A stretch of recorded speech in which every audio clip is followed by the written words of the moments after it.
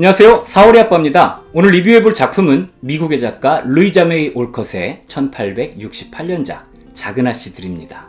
이 작품은 작가 루이자 메이 올컷의 자전적인 작품으로 출간과 동시에 상업적으로도 큰 성공을 거두었고요. 현재까지도 많은 이들에게 사랑받고 있는 고전입니다.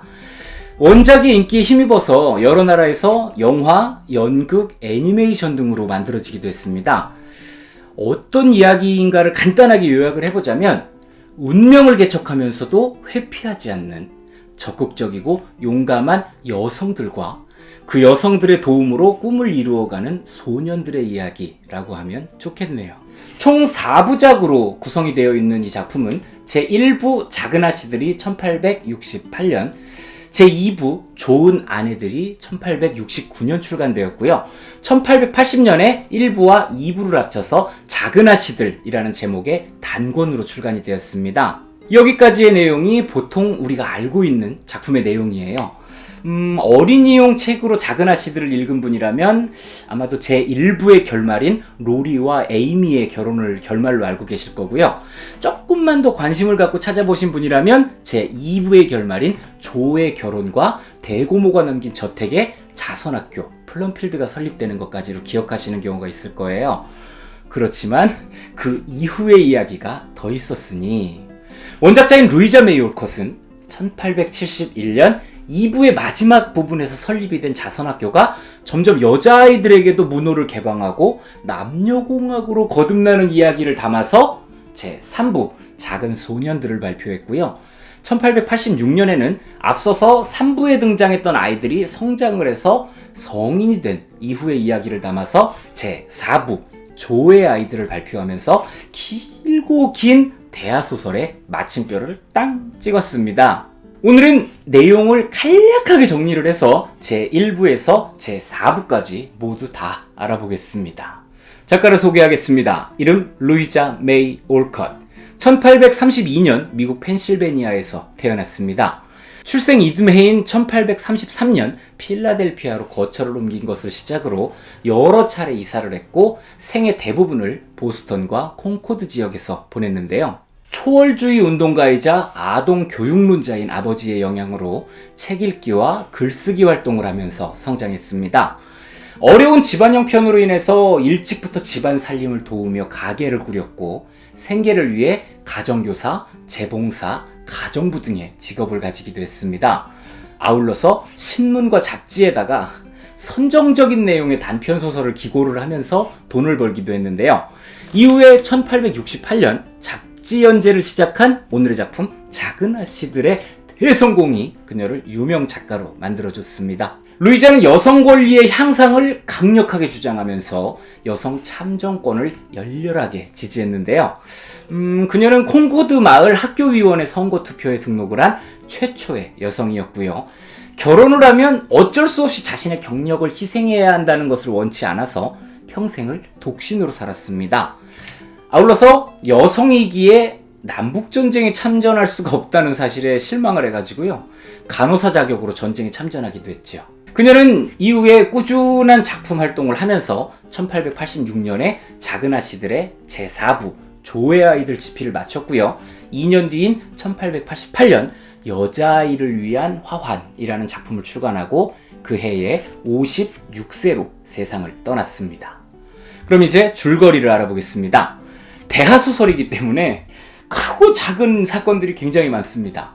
오늘은 그래서 등장인물 소개를 통해서 에피소드의 주제 정도만 알아보는 정도로 소개를 드리겠습니다. 시작하죠.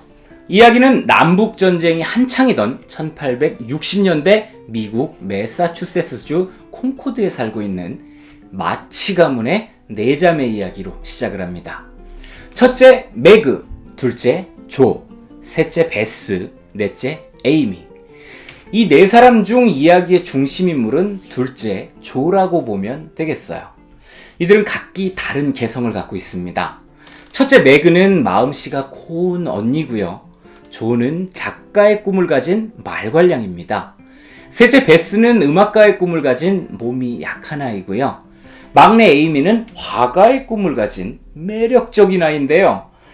이들은 외모도 성격도 모두 제각각이지만 서로의 장단점을 잘 메꿔주면서 따뜻한 마음으로 활기차게 성장하고 있습니다. 지금은 아버지가 남북전쟁에 참전하게 돼서 아버지 없이 어머니와 함께 지내고 있어요.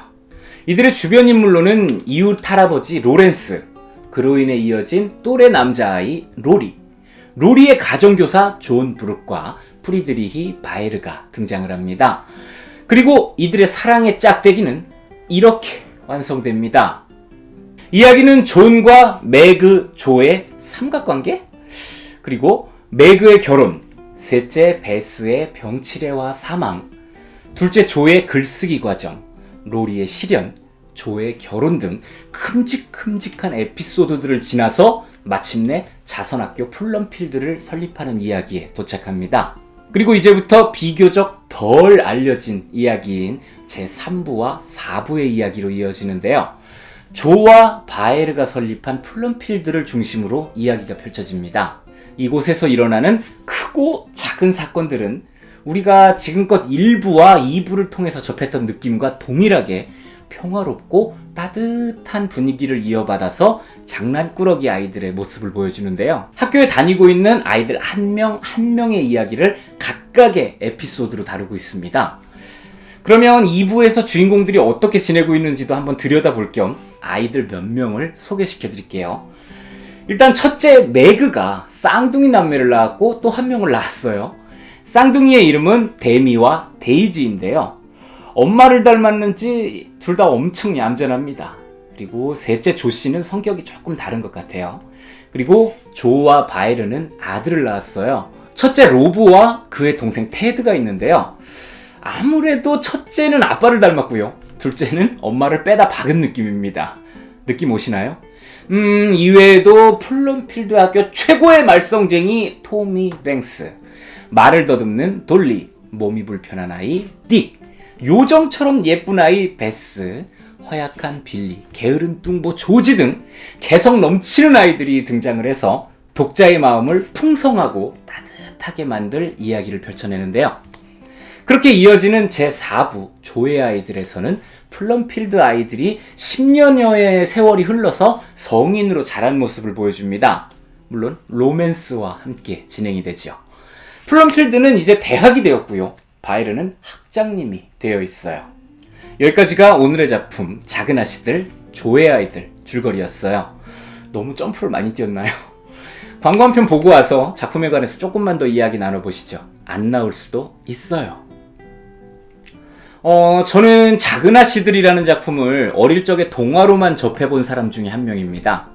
2019년에 영화로 개봉을 했던 작은 아씨들의 헤르미온느가 나온다는 얘기를 듣고 원작을 찾아보니까 아니나 다를까 책이 많이 나왔더라고요. 그때 처음으로 작은 아씨들을 제대로 읽었기 때문에 아직까지는 기억이 쌩쌩합니다. 아울러서 영화로 접한 2019년작 작은 아씨들의 이미지가 강하게 남아있어서 이 둘째 조를 중심으로 진행이 됐던 이야기 진행이 머릿속에 각인이 돼버렸습니다. 그래서 조에게 더 주목을 하게 됐고요. 이 여성의 권리나 사회활동 참여 등에 대해서도 한번 생각해볼 기회를 가지게 된 건데요. 정말 시각화라는 게 무섭습니다. 솔직하게 말하자면요. 제가 책으로 작품을 다 읽고 났을 때 야, 내가 이 두꺼운 책을 다 읽었네 이 생각밖에 안 들었어요. 여기 나오는 사람들의 미래는 어떤 모습일까? 이런 생각 전혀 안 했거든요.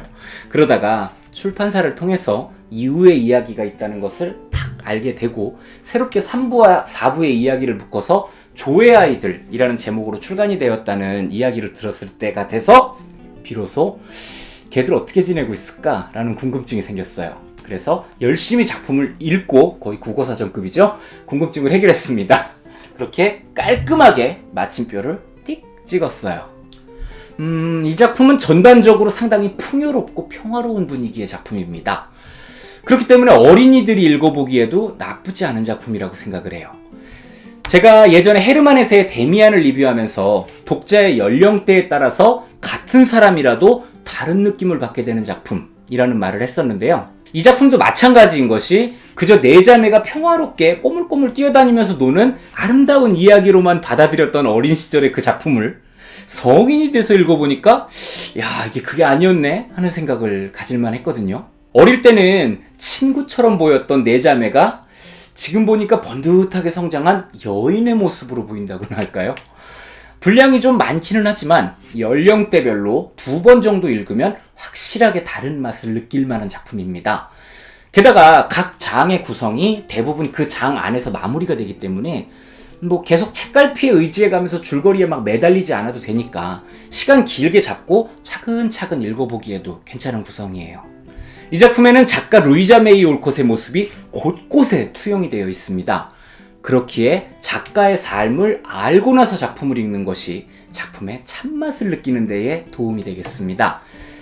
비슷한 자전적인 작품들 중에 헤르만 헤세의 수레바퀴 아래서나 찰스 디킨스의 데이비드 코퍼필드 같은 경우에는 작품을 통해서 작가의 삶을 엿볼 수 있는 그런 작품인데, 반면에 작은 아씨들 같은 경우에는 작가를 먼저 알고 읽어야만 옳거니 그렇구나 하면서 읽게 되는 작품으로 생각이 되거든요.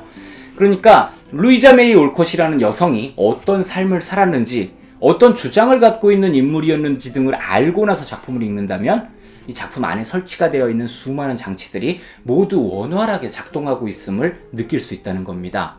그래서 저는 이번에 보조자료로 루이자 메이 올콧의 평전격인 고집쟁이 작가 루이자라는 책에 도움을 좀 받았습니다. 거의 작은 아씨들 해설집 수준인데요. 작품에 대한 이해에 도움이 필요하신 분께는 이 책도 추천을 드릴게요. 예를 들자면 어린 시절의 가난, 조가 어려서부터 돈을 벌었던 것, 또 조가 선정적인 내용의 글을 신문이나 잡지에 기고했던 것, 성격이 왈가닥한 점, 네 자매의 둘째 딸이라는 점, 이런 것들이 작가의 삶이 둘째 딸인 조에게 그대로 반영되었다고 볼 수 있는 부분이거든요. 또 반대로 결혼이라는 부분에 있어서 조와 작가가 동일선상으로 쫙 가다가 서로 다른 노선으로 갈라진 이유도 확인할 수 있습니다. 작가는 독신이었지만 그녀를 투영시킨 인물 조는 결혼하고 아이 낳고 3부와 4부를 이끌죠. 이외에도 작가에게 가난이라는 것이 어떻게 글을 쓰도록 하는 자극이 되었는지도 알 수 있게 됩니다. 네, 여기까지가 오늘의 작품 작은 아씨들, 조의 아이들 리뷰였습니다. 오늘 리뷰는요, 제가 파고드는 분석보다는 새롭게 선보인 3부, 4부를 여러분께 알리는 데 중점을 두고 진행해봤습니다. 이번 영상을 통해서 새로운 정보를 얻으셨길 바랄게요. 기회가 된다면 더 깊이 있는 분석도 진행하고 싶다는 작은 소망도 있어요. 저는 또 다른 작품으로 여러분을 만나러 오겠습니다. 즐겁게 감상하셨다면 구독, 좋아요, 알림 설정까지 꼭 부탁드리겠습니다. 감사합니다.